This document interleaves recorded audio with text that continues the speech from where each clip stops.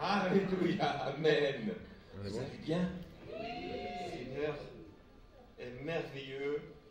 Tout ce qu'elle a dit, Pasteur Vanessa, pouf, je le constate dans ma vie et je n'ai jamais cessé de donner mes offrandes, ma dîme. Et à chaque fois, je suis étonné de ce que le Seigneur agit. C'est quand même extraordinaire. Je me dis, Seigneur, comment je vais faire? Et puis après, je me dis, mais non, qu'est-ce que je raconte? Je ferai toujours avec lui. Et à chaque fois, je suis étonné de sa façon d'agir, de la façon dont il agit. C'est extraordinaire. Alléluia. Vous êtes dans la joie aujourd'hui? Ah, j'entends pas beaucoup de monde, hein. Ça dort aujourd'hui. Alléluia, j'entends mon frère Joseph. Merci, merci Joseph. On va courber le front dans la prière. Seigneur, Père, mon doux papa, nous venons devant toi, et je viens devant toi, Seigneur, parce que tu m'as appelé à te servir, tu m'as appelé à annoncer ta parole, à porter ta parole. Je me suis placé devant toi et, Seigneur, je voudrais que toutes ces paroles que tu me donnes, que tu m'as permis d'apporter, que tu me permets d'apporter, Seigneur, puisse ouvrir les yeux, puisse changer les cœurs, changer la vie, et que ton Église puisse grandir en stature, en connaissance, en amour, au nom de Jésus. Amen. Amen. Alléluia. Savez-vous que vous êtes de ma famille? Vous êtes ma famille. J'ai changé de famille. Et vous êtes ma famille. Amen. Amen. Et je vous aime. Parce que Dieu m'a donné une nouvelle famille. Alléluia. Amen. Lors de mon dernier message, j'avais parlé de l'infidélité à Dieu, c'est-à-dire de l'adultère contre Dieu. Est-ce que vous vous souvenez? C'était lors d'un message d'offrande. J'avais également dit qu'il était préférable d'être l'ami et non l'ennemi de Dieu. Alléluia. On est d'accord? Je ne veux pas avoir Dieu comme mon ennemi. C'est pas possible. Aujourd'hui, je voudrais vous parler de l'épouse de Jésus. La Bible nous dit que le Seigneur reviendra chercher son épouse. Son épouse. Il se passe tellement de choses actuellement que je me pose des questions. Je me dis, mais Seigneur, laisseras-tu ton peuple dans cette situation? Comment est-ce possible que toutes ces choses autour de nous puissent se passer? C'est incroyable, que ça soit dans le gouvernement, que ça soit ailleurs. Je me dis, mais comment est-ce possible? Seigneur, je crois que tu ne laisseras pas le péché continuer ainsi. La parole de Dieu nous dit que là où le péché abonde, la grâce surabonde. Et je suis certain, je suis convaincu que je verrai sa grâce surabonder dans les semaines, dans les mois qui suivent. Alléluia, est-ce que vous êtes d'accord avec moi? Dans Jean 14, au verset 3, Jésus parle à ses disciples et dit, lorsque je m'en serai allé et que je vous aurai préparé une place, je reviendrai et vous prendrez avec moi, afin que là où je suis, vous y soyez aussi. Avant qu'il ne revienne, il nous demande de changer nos vies, nos comportements, nos façons de penser complètement erronées. Le monde nous a façonnés. Aujourd'hui, Dieu doit façonner nos pensées, façonner nos comportements. Il nous demande de changer, excusez-moi l'expression, notre sale caractère.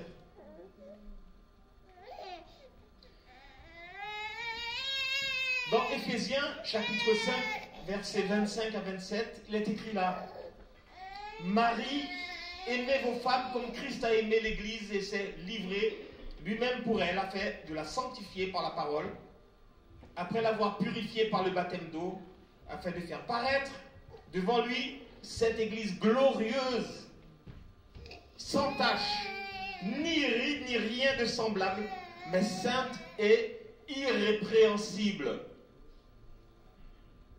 Est-ce que vous entendez, frères et sœurs? Afin de faire paraître devant lui cette église glorieuse, sans tache, ni ride, ni rien de semblable, mais sainte et irrépréhensible. Cette église-là, je crois que je suis dans celle-là. Elle n'est peut-être pas parfaite, mais c'est celle que le Seigneur m'a donnée. Alléluia. Et je crois que le Seigneur la façonnera de tout son cœur. Il la façonnera selon son cœur. Quand l'apôtre Paul s'exprime ainsi, c'est bien de nous dont il parle. Nous qui sommes l'Église de Dieu. Lorsque j'ai lu ce texte, je me suis quand même posé la question si cela pouvait être possible dans mon couple. J'ai demandé au Seigneur, comment pourrais-je faire pour satisfaire sa parole en tant qu'être humain, en tant qu'homme? Et c'est comme si le Seigneur me remettait un texte sous les yeux que j'avais lu quelques instants auparavant. Il me disait, ce qui était possible aux hommes est impossible à Dieu. Ce qui était possible est impossible aux hommes est possible à Dieu. Dieu est le Dieu de l'impossible. Est-ce que tu le crois? Dieu est le Dieu du surnaturel. Ce qui te paraît complètement impossible, irraisonné, Dieu l'accomplit. Dieu dit par sa parole. Ce que sa parole dit, il l'accomplit.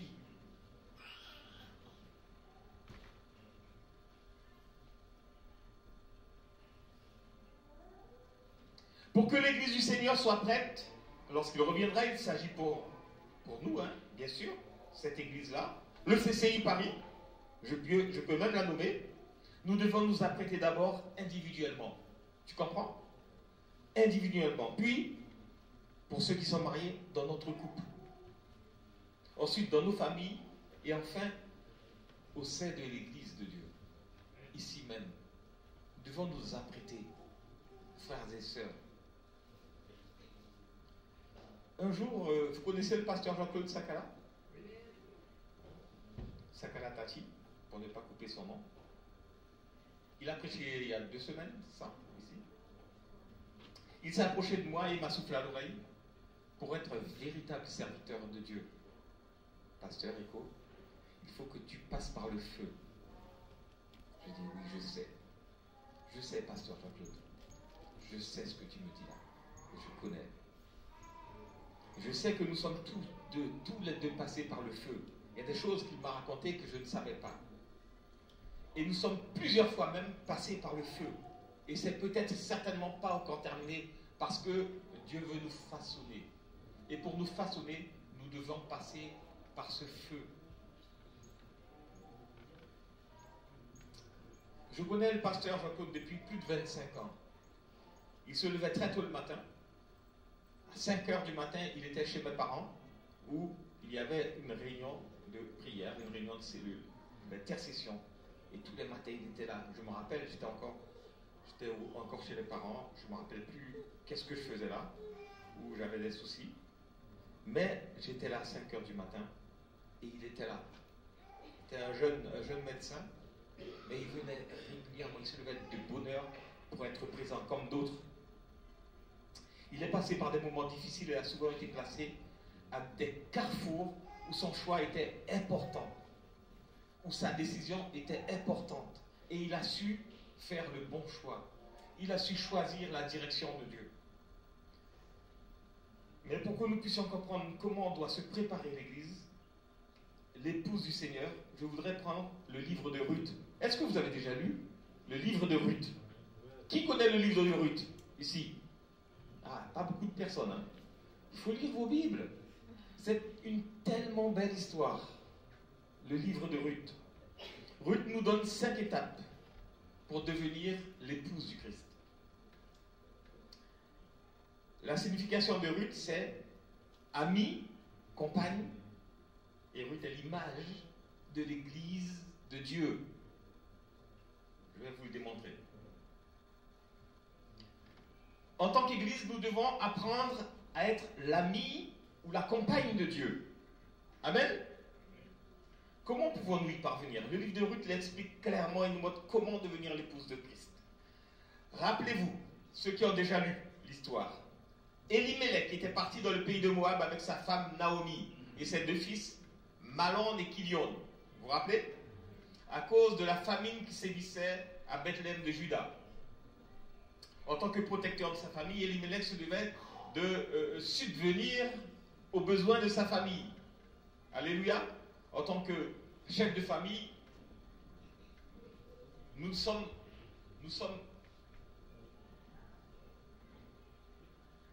avons le devoir, en fait, de subvenir aux besoins de notre famille, quoi qu'il arrive.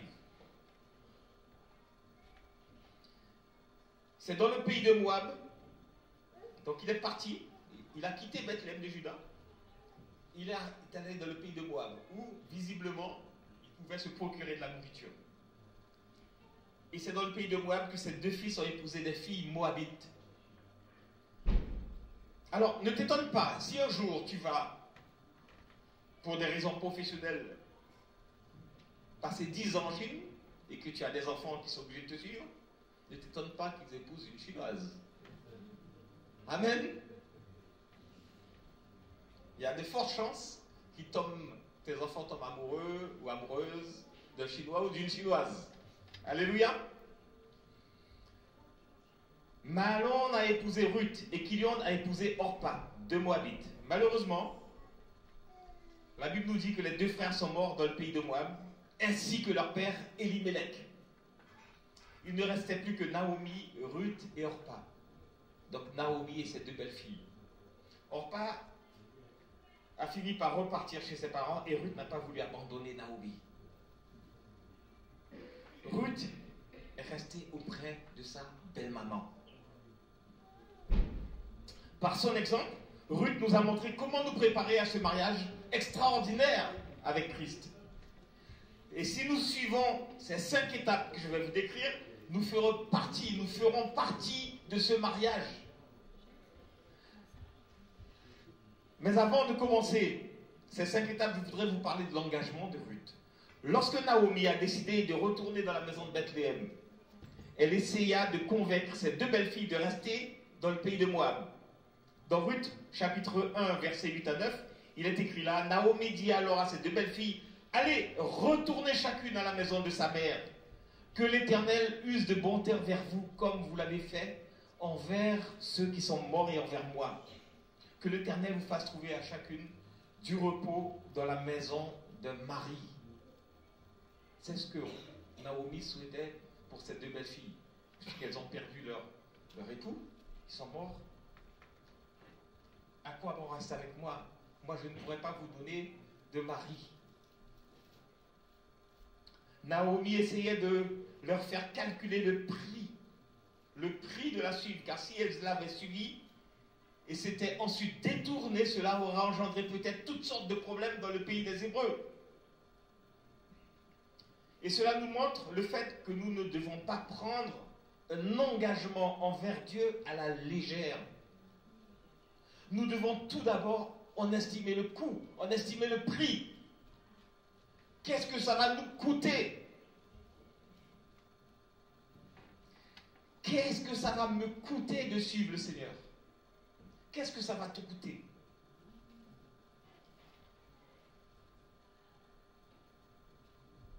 Dans l'évangile de Luc 14 au verset 26, il est écrit, si quelqu'un vient à moi, Jésus dit, si quelqu'un vient à moi et n'est pas prêt à renoncer à son père, sa mère, sa femme, ses enfants, ses frères, ses sœurs, et même à sa propre vie, il ne peut être mon disciple. Et au verset 33, il est écrit là, il en est de même pour vous, celui qui n'est pas prêt à abandonner tout ce qu'il possède ne peut pas être mon disciple. Au début, les deux belles filles dirent qu'elles iraient avec elle. Mais après que Naomi a insisté pour qu'elles retournent chez elles, chez leurs parents, Orpa a décidé de partir.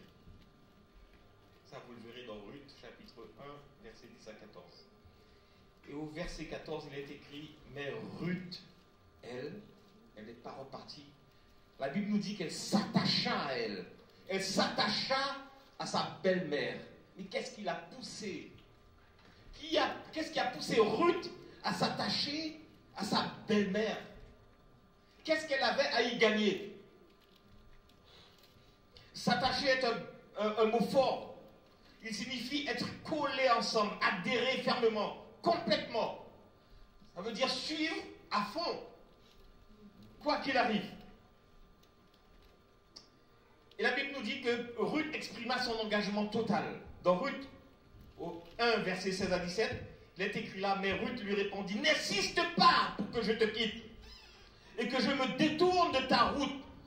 Partout où tu iras, j'irai. Où tu t'installeras, je m'installerai. Je serai collé à toi. Je ne me décollerai pas de toi. Vous vous souvenez de Élisée? C'est exactement la même chose. Je serai collé à toi. Ton peuple sera mon peuple et ton Dieu sera mon Dieu. Là où tu mourras, et je mourrai aussi. Et j'y serai enterré. Et que l'Éternel me punisse avec la plus grande sévérité si autre chose que la mort me sépare de toi. C'est fort ce qu'elle a dit. C'est quand même puissant ce que Ruth dit à sa belle-mère. Est-ce que vous le réalisez, frères et sœurs? Là où tu seras enterré, je serai enterré. Naomi, écoutez bien, représente ici la véritable Église de Dieu. Le Dieu de toute grâce. D'ailleurs, le nom de Naomi, vous savez ce que ça signifie? Non? Personne ne sait? Le nom de Naomi signifie ma gracieuse.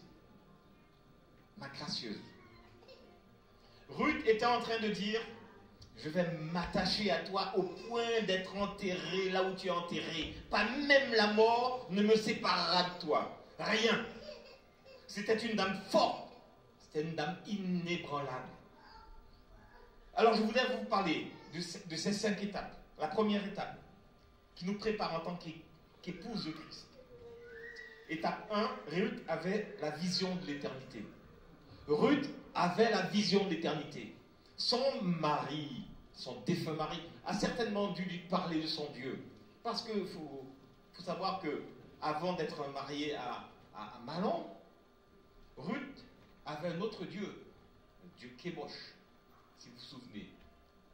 Son Dieu, c'était Dieu Kémosh. Mais Mahlon l'a convaincu du Dieu éternel, le Dieu du monde, le Dieu tout-puissant qui a créé toutes choses. Et Mahlon a dû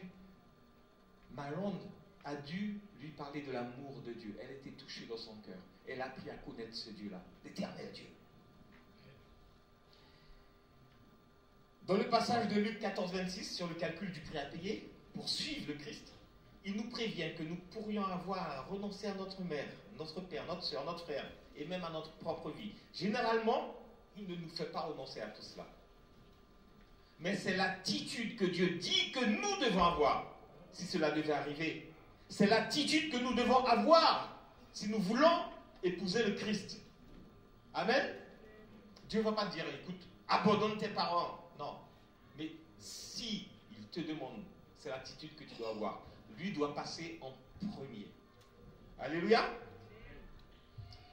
Ruth est un bel exemple pour nous aujourd'hui. Lorsque quelqu'un passe par les eaux du baptême, dans la véritable Église de Dieu, c'est l'engagement qu'il prend envers Dieu. Lorsque nous nous faisons baptiser, nous nous engageons à nous installer dans un nouveau pays, à faire partie d'un nouveau peuple, à suivre le véritable Dieu. Nous entrons dans une nouvelle famille. Nous entrons dans une nouvelle vie. C'est un engagement total avec Dieu. Chaque personne doit réaliser dans quoi elle s'engage. Dieu ne veut pas qu'on le suive si l'on ne peut pas tenir cet engagement. Autant ne pas le suivre. Si quelqu'un vous oblige, vous ne pouvez pas obliger quelqu'un à suivre Dieu. Cela doit provenir de son cœur. Il doit être convaincu par l'Esprit. Cet engagement doit être aussi profond et fort que celui de Ruth, jusqu'à la mort. Combien de personnes sont mariées ici?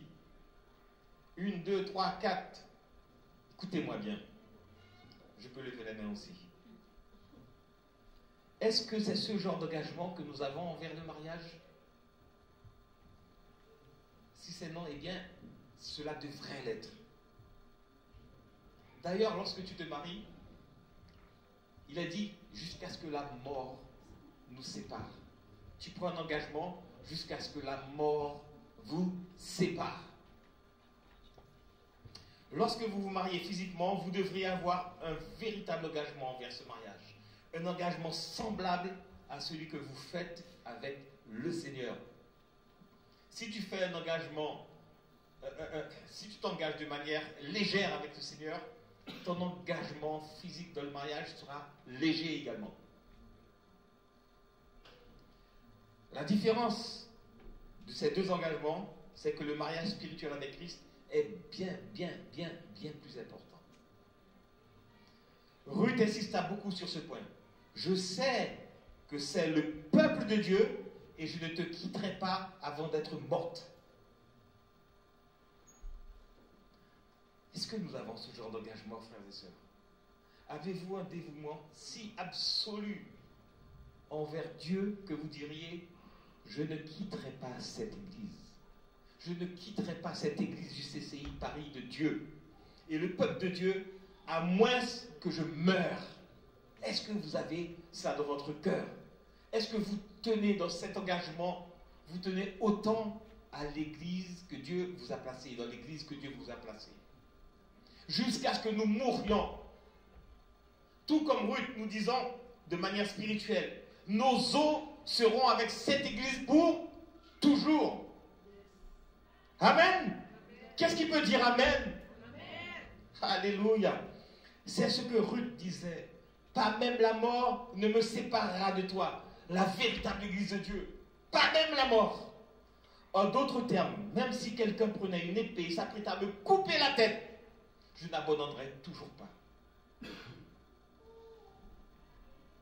Ruth était prête à mourir pour la vérité de Dieu. Elle fit savoir que même la menace de la mort ne pourrait l'arrêter. Même la menace de la mort. Aujourd'hui, malheureusement, la majorité du peuple de Dieu n'a plus cet engagement envers Dieu. Sauf vous, ma famille en Christ qui êtes ici. Amen. Sauf vous. Je me souviens lorsque je suis parti de Guyane en 2000 pour venir habiter dans ce pays, j'ai dû abandonner l'église où j'ai évolué à Cayenne. J'ai dû abandonner ma maman, mes soeurs, mes neveux, mes cousins, cousines, en fait mes oncles et tantes, toute ma famille qui était là-bas. Lorsque je suis arrivé ici, j'ai cherché une église où je pourrais continuer à recevoir la parole. Mais je n'en ai pas trouvé une qui me convenait. Je suis allé d'église en église. Par moments, je suis resté un peu plus longtemps quelque part. Mais il y avait quelque chose qui me disait, mais c'est pas ça. C'est pas ce que j'attends en fait. Il n'y a rien qui me convenait. Je suis passé par un désert spirituel pendant près de 8 ans. Allant d'église en église, puis j'ai cessé de tous les fréquenter. Jusqu'au jour où en voyage en Guyane, de passage à mon église, le pasteur Dominique m'a fait savoir que la vision a été établie ici à Paris. Elle venait d'être établie.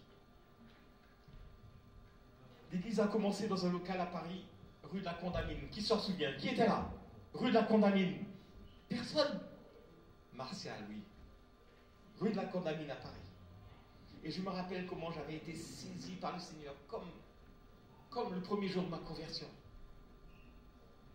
Ça m'a rebouleversé à nouveau. C'est comme si Dieu m'interpellait en me disant, c'est là dans cette église que je t'appelle à me servir. C'est pas ailleurs. Et je n'avais jamais ressenti cette présence de Dieu nulle part ailleurs. Parce que Dieu, lorsqu'il nous place quelque part, il ne fait pas d'erreur, frères et sœurs. Lorsque le pasteur Dominique m'a demandé à nouveau, je vais vous dire, lorsque j'étais en Guyane, le pasteur me disait, pasteur Rico, je je n'ai pas dans mon cœur. Le Seigneur ne m'a pas appelé à être pasteur. Il continue à m'appeler pasteur, mais non. Et lorsque il m'a demandé à nouveau de faire partie de l'équipe pastorale et du bureau administratif, c'est comme si le Seigneur me parle à nouveau et je ne pouvais plus refuser. Et j'ai dit au Seigneur, plus jamais je n'abandonnerai cette église dans laquelle tu m'as placé, quelles que soient les difficultés à venir. Quelles que soient les difficultés, jusqu'à la mort. Dieu a demandé à Abraham de quitter sa parenté, ses proches.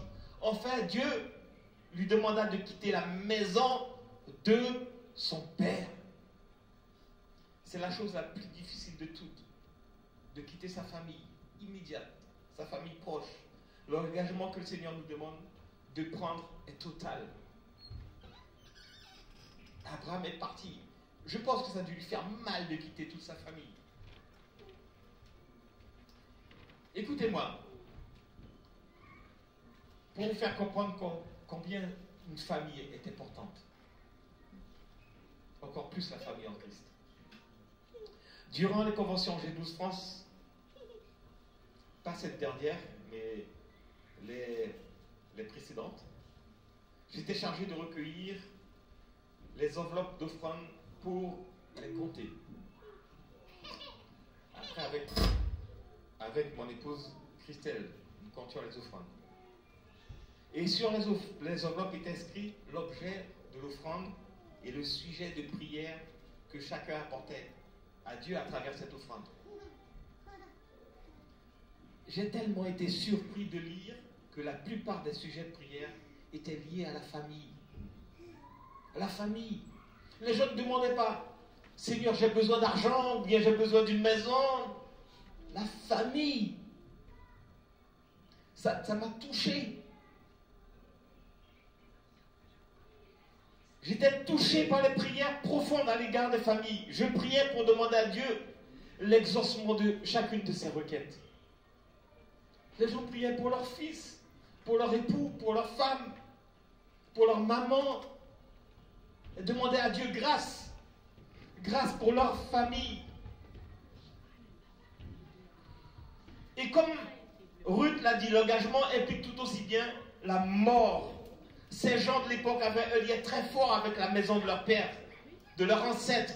Ils avaient un lien fort avec la famille. Abraham, Isaac et leur épouse ont tous été enterrés dans la même grotte. Jacob demanda à ses enfants de ne pas être enterrés en Égypte. Il voulait être dans la même grotte que ses pères. Amen. Toutes ces personnes étaient attachées à leur famille, leurs os et leur poussière se mélangeaient dans la même tombe. C'était très important pour eux. C'était très important.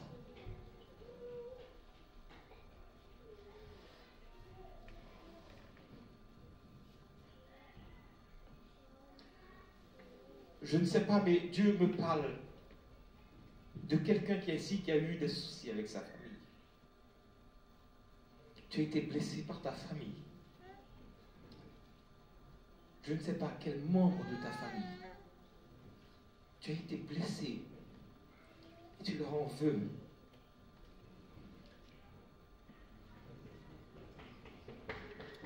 Dieu te demande de pardonner. De pardonner. N'aie plus de haine à leur égard. Crois-moi. Pardonne, et tu verras ma puissance et ma gloire. Tu verras ma puissance et ma gloire se manifester à travers ta famille. N'aie crainte. Appelle, prends ton téléphone et demande pardon. Fais-le. Je sais que c'est difficile. Fais-le. Et tu verras ma puissance se manifester. Dans le nom de Jésus. Alléluia.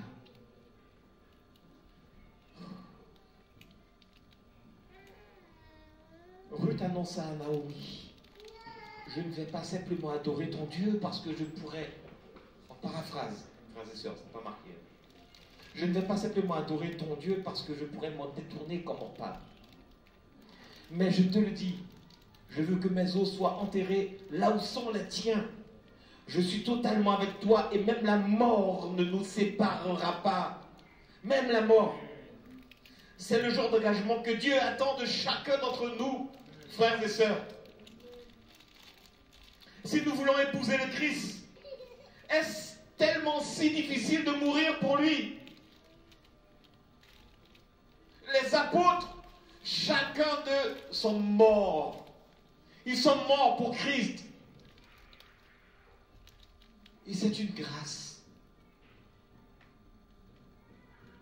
Nous devons être prêts à le faire et à dire, Dieu, Seigneur, quand je mourrai, je veux que mes os soient enterrés avec l'Église qui te suit et te fait confiance. C'est là que je mourrai. C'est là que je serai quand je mourrai. Il ne s'agit pas d'un engagement partiel, mais d'un engagement total. Je vais à l'église parce que je me suis engagé envers Dieu et parce que je l'aime. La deuxième étape. Ruth était une travailleuse acharnée, physiquement et spirituellement. Ruth a accompagné Naomi jusqu'en Israël, jusqu'à Bethléem. Dans Ruth 2, au verset 1 à 2, il est écrit « Naomi avait un parent de son mari. C'était un homme puissant et riche de la famille d'Elimelech, et qui se nommait Boaz. Ruth, la Moabite, dit à Naomi, « Laisse-moi, je te prie, aller glaner des épis dans le champ de celui aux yeux duquel je trouverai grâce. » Elle lui répondit, « Va, ma fille. » Afin de subvenir aux besoins de sa belle-mère, Ruth s'humilia pour aller glaner. Vous savez ce que c'est que glaner? Glaner, c'est ramasser les épis qui n'ont pas fait partie des comment on appelle ça, des gerbes de blé qui avaient été ramassées par les moissonneurs. Il restait des épis par terre. Donc, toutes les épis qui étaient restés par terre, il y avait des glaneuses derrière qui ramassaient. Et elle alla dans le champ et travailla, nous dit la parole. Le glanage du maïs, de l'orge ou bien du blé est un travail difficile et Ruth le fit consciencieusement. Imaginez-vous à se baisser pendant toute la journée à ramasser, à faire des petites gerbes de blé, à ramasser sous un soleil tapant chaud.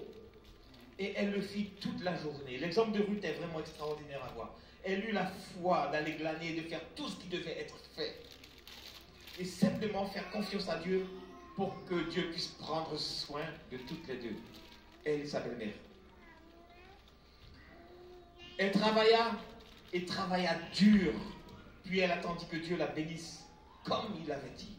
Et combien Ruth fut bénie. Amen. Dieu conduisit Ruth dans le champ de Boaz, un homme respecté, prospère, d'une famille royale juive, un prince.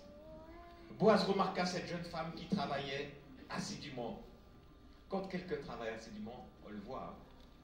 Amen, on le remarque. Et on ne peut pas passer à côté. Ruth, chapitre 2, versets 5 à 7, il est écrit là, « Alors Boaz dit à son serviteur qui était responsable des moissonneurs, « À qui appartient cette jeune femme? À qui est cette jeune femme ?» Le responsable des moissonneurs lui répondit, « C'est la jeune Moabite qui est revenue avec Naomi des plaines de Moab. Elle nous a demandé la permission de glaner les épis entre les gerbes derrière les moissonneurs. Elle est venue ce matin et depuis, elle a été à pied d'œuvre. Elle n'a cessé de travailler depuis le matin jusqu'à maintenant. Et elle s'est à peine reposée un instant. »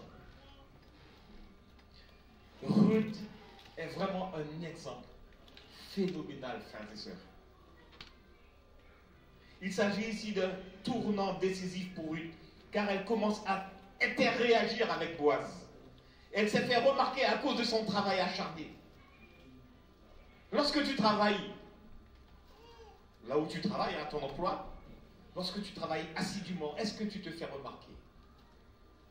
Est-ce que ton chef voit le travail que tu fournis? Ou est-ce que tu es comme les autres? Tu ne fais pas plus que les autres. Je ne suis pas payé pour faire plus que ça. Est-ce que tu travailles différemment? Ruth commence à devenir le reflet d'un membre de la véritable Église. Car pour certains, nous avons dû quitter l'Église dans laquelle nous étions, la fausse Église, et suivre Jésus-Christ en commençant une nouvelle vie. Alléluia. Dites-moi combien d'épis vous glanez dans le champ abondant du Seigneur. Combien d'épis? Combien d'épis avez-vous glané? Avez-vous marché sur les épis sans les ramasser? Ou les avez-vous glanés? Continuez-vous à marcher, à écraser les épis de Dieu au lieu de les ramasser? À quel point êtes-vous reconnaissant d'être dans le champ du Christ, en train de glaner et de récolter des récompenses spirituelles? Est-ce que vous êtes reconnaissant? Est-ce que le matin tu te réveilles, tu dis Seigneur, tu m'as donné la vie. Je te suis reconnaissant pour la vie. Je te suis reconnaissant pour la santé que tu me donnes. Est-ce que tous les matins tu te lèves? Tu sais que tu n'es pas obligé de te lever le matin. Il y en a qui sont restés couchés. Est-ce que tu te lèves le matin et dis Seigneur, merci parce que je marche. Merci parce que je peux aller travailler.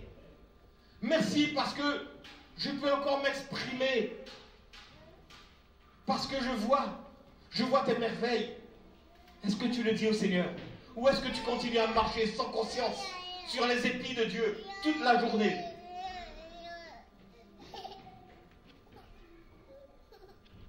Étape 3. Ruth faisait preuve d'une grande humilité devant Dieu. Boaz demanda à Ruth de rester dans son champ et lui promit qu'elle serait protégée, bien traitée et qu'on s'occuperait d'elle. Alléluia. Est-ce que tu laisses de bonnes traces dans ton travail? Est-ce qu'on pourrait dire tu seras bien traité pour le travail que tu as fourni? Je penserai à toi. Dans ce monde-là, souvent, plus on travaille et moins on pense à nous. On a fait l'expérience, non? Chacun d'entre nous. Mais je ne compte pas sur les hommes. Je compte sur Dieu. Je compte sur Dieu, c'est lui qui donne les récompenses. Ce ne sont pas les hommes. Alléluia. Remarquez la réaction de Ruth. Il est dit dans Ruth 2, 10, chapitre 2. Alors elle tomba sur sa face et se prosterna contre terre. Et elle lui dit, comment ai-je trouvé grâce à tes yeux pour que tu t'intéresses à moi qui suis une étrangère? Face à la bénédiction de Boaz, qui est une image de Jésus-Christ, elle se prosterna contre terre en signe d'humilité. Boaz fut vraiment impressionné par l'humilité vertueuse de Ruth. Il a été impressionné. Est-ce que nous impressionnons encore par nos comportements? Est-ce que nous impressionnons ce monde? Est-ce que nous sommes des lumières dans ce monde? Amen. Au verset 11, Boaz lui répondit, on m'a rapporté tout ce que tu as fait pour ta belle-mère depuis la mort de ton mari. Et comment tu as quitté ton père et ta mère et le pays de ta naissance pour aller vers un peuple que tu connaissais point auparavant. Comment se fait-il? Mais qui es-tu pour agir de la sorte? On me l'a rapporté. Tu t'es occupé de ta belle-mère alors qu'elle n'avait rien à te donner. Tu es allé vers un peuple inconnu pour toi. On ne peut pas passer à côté de la vertu dont Ruth faisait preuve. Ruth ne cherchait pas à se faire remarquer en évoquant son choix, car sa décision venait de son cœur. Elle faisait cependant preuve d'un caractère extraordinaire, d'une grande loyauté et d'un dévouement admirable, frères et sœurs.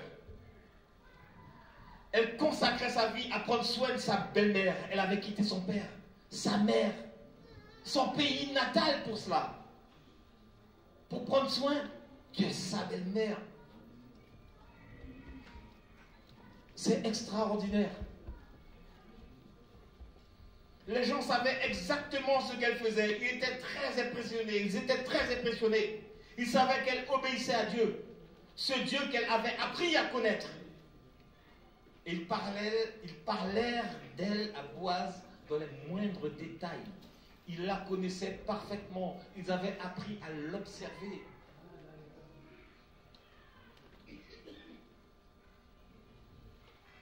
Lorsque nous vivons de manière vertueuse, vivons vertueusement, Dieu en est pleinement conscient, frères et sœurs.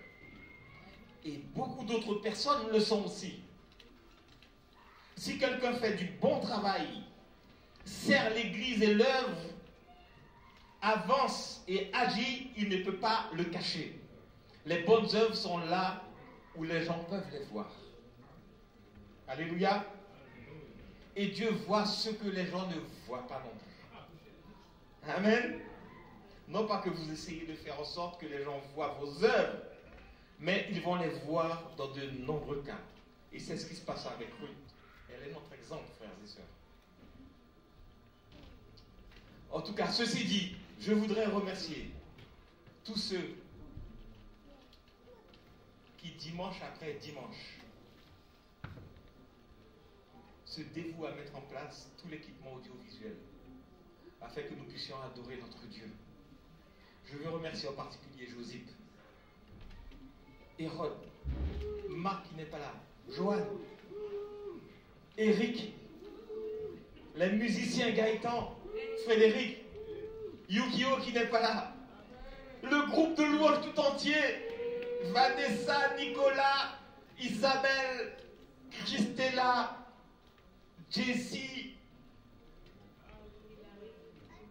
Hilary et Delphine. Le groupe de louanges.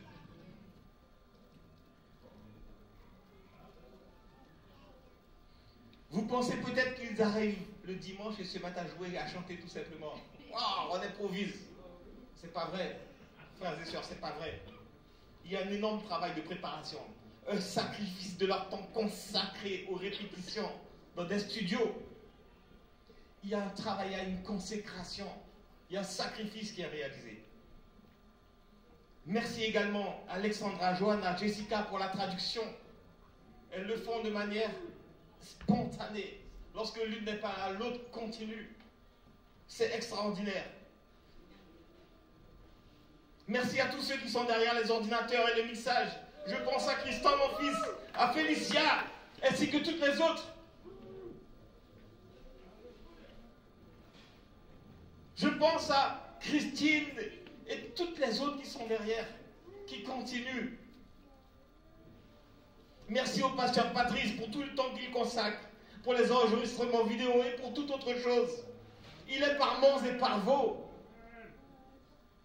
Merci à tous ceux qui consacrent leur temps à enseigner nos enfants. Merci à mon épouse Christelle, qui travaille dans l'ombre pour la comptabilité de l'Église. Je n'ai certainement pas réussi à nommer tous ceux qui travaillent pour l'œuvre de Dieu. Mais je veux vous remercier de tout mon cœur.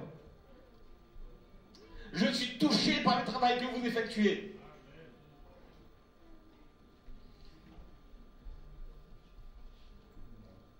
Merci à chacun, même si vous ne faites rien. Votre présence seulement est une bénédiction, car sans vous, l'œuvre n'existerait même pas. Je voudrais également rendre hommage à nos pasteurs Dominique et Annick, qui travaillent avec acharnement pour la croissance et l'édification de l'œuvre de Dieu. Lorsque vous agissez selon le cœur de Dieu, vous êtes reconnu par les personnes de votre entourage et de votre travail. Nous avons une belle église, frères et sœurs, croyez-moi. Dans Ruth chapitre 2 au verset 11, il est écrit que l'Éternel te rende ce que tu as fait et que ta récompense soit entière de la part de l'Éternel, le Dieu d'Israël. sous les ailes duquel tu es venu te réfugier. Une récompense entière. Combien de récompenses supplémentaires pourrions-nous recevoir? Combien? Boaz savait que Ruth recevrait une pleine récompense parce qu'elle se donnait à 100% dans tout ce qu'elle faisait. Ce que cette femme-fille est tellement extraordinaire. Et c'est bien sûr pour cela que son exemple est bien décrit dans la parole de Dieu. Ruth s'engagea non pas envers Boaz. Vous savez envers qui elle s'engageait? Elle s'engageait envers Dieu. Elle s'est engagée envers Dieu. La quatrième étape, on arrive à la fin, frères et sœurs. Vous devez montrer à Dieu que vous voulez épouser Christ.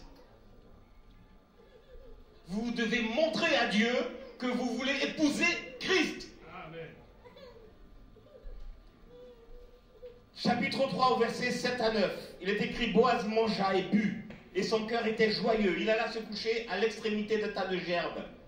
Ruth vint alors tout doucement, découvrit ses pieds et se coucha au milieu de la nuit. Cet homme eut une frayeur. Et il se pencha et voici une femme était couchée à ses pieds. Il dit: Qui es-tu? Elle répondit: Je suis Ruth, ta servante. Étends ton aile sur ta servante, car tu as droit de rachat. Voyez l'attitude de Ruth ici. Elle était profondément serviable, humble, gracieuse. Elle était reconnaissante pour les bénédictions de Dieu. Elle appréciait ce que Dieu lui offrait et elle a cherché ce mariage. Ruth montra à Boaz qu'elle voulait une telle relation. Elle dut vraiment aller après Boaz.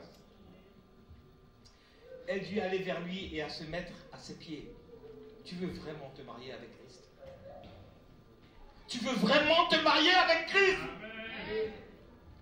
Va à ses pieds et montre-lui que tu veux être son épouse.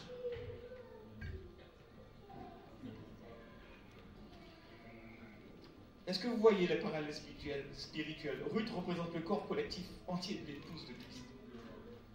Ruth a dû vraiment montrer à Boaz qu'elle voulait l'épouser. Jésus-Christ veut la même chose de nous. Il dit: je veux que vous me montriez à quel point vous voulez m'épouser. Prouvez-le-moi de la façon dont le monde le voit. Nous allons peut-être devoir faire des choses bizarres, étranges, afin de devenir l'épouse de Jésus-Christ. Ruth nous enseigne une leçon importante. Dieu nous dit ici que nous devons vraiment vouloir ce mariage. Il veut que nous lui montrions que nous le désirons, que nous le voulons. Dieu veut voir à quel point nous le voulons. Il lui attachons une grande valeur. Il veut savoir à quel point nous sommes reconnaissants, frères et sœurs. Il veut que nous lui montrions notre foi dans notre vie spirituelle. Et si nous ne le voulons pas, merci chef. Et si nous ne le voulons pas, alors il ne veut pas non plus. Il ne veut pas non plus. Il ne nous forcera pas à l'aimer. Et la cinquième et dernière étape. Vous devez édifier la maison du Seigneur. Écoutez bien. Chapitre 4, verset 10. Boaz racheta Ruth à un autre parent plus proche. Il lui offert sa femme. Il dit: je me suis également acquis pour femme Ruth la Moabite, femme de Malon. Malon qui était son défunt mari. Boaz l'a achetée. Il avait le droit de rachat. Et le peuple de Dieu aujourd'hui a été racheté en payant le prix le plus élevé, frères et sœurs. Le sacrifice sanglant de Jésus-Christ. Notre vie ne nous appartient plus. Vous ne vous appartenez pas à vous-même, vous appartenez à Dieu. Au verset 11, il est écrit: tout le peuple qui était à la porte et les anciens dirent: nous en sommes témoins, que l'Éternel rende la femme qui entre dans la maison, dans ta maison, semblable à Rachel et Léa. Vous connaissez qui sont Rachel et Léa? Ce sont les femmes de Jacob, d'où sont issues les 12 tribus d'Israël. Alléluia. Elle dit que Dieu, la femme qui rentre dans ta maison, soit semblable à Rachel et Léa, qui toutes les deux ont bâti la maison d'Israël. Ruth était une grande femme et les gens tout autour le savaient et étaient émerveillés. Ils reconnaissaient quelle grande femme elle était. Et ils s'appuyèrent sur ce fait. Ils dirent, elle peut construire Israël comme Rachel et Léa, d'où sont issus les 12 tribus. Amen. Ruth a été la grand-mère du roi David. Vous entendez? Ruth a été la grand-mère du roi David. Obed a été le père de David et a été le fils de Ruth et de Boaz.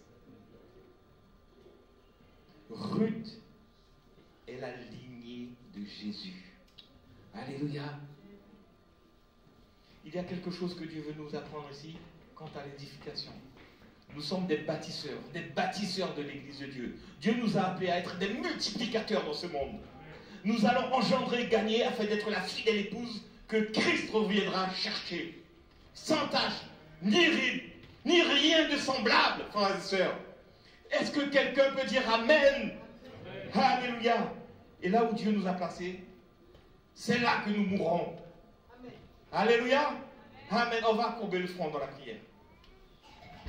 On va se lever, si vous le voulez. Bien. On va se lever.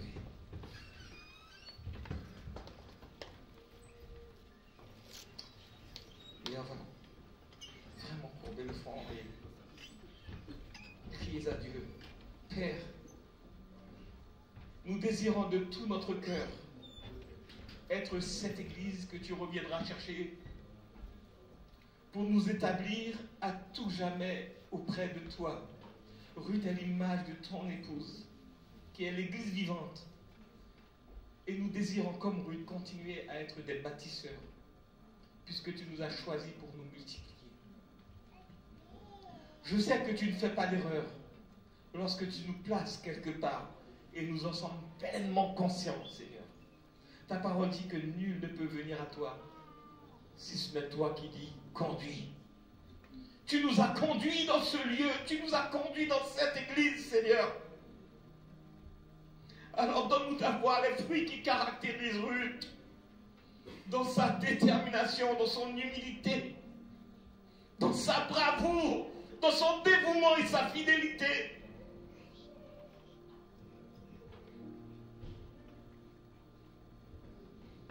Nous avons tout abandonné pour te suivre. Et tu as fait de nous une nouvelle famille.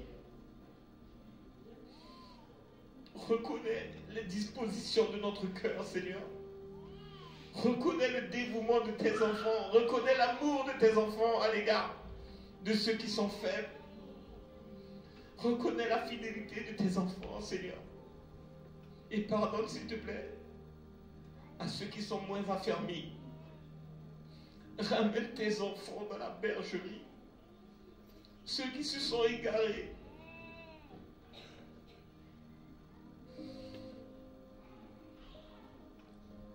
Père, je te remercie d'étendre ta puissance. Tes mains puissantes sur tous ceux qui s'attendent à toi. Tous ceux qui sont dans l'affliction et dans le besoin. Toi qui ne fais exception de personne. Tu ne fais pas de choix, Seigneur. Toi qui prends plaisir à bénir tous ceux qui s'humilient à tes pieds. Je te remercie pour toutes les bénédictions que tu accordes. Je te bénis. Afin que ton nom soit sanctifié au milieu de nous, Seigneur. Merci.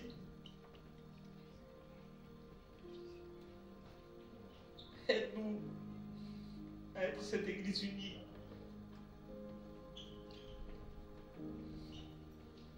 Aide-nous, Seigneur, à disposer nos cœurs déjà à l'égard de nos frères et sœurs. Aide-nous à aider celui qui est dans le besoin. C'est dans cet amour, dans cette union, Seigneur, dans cette famille que tu nous as donnée, que nous verrons ta puissance s'accomplir, comme tu l'as fait dans l'église primitive. Merci. Merci encore.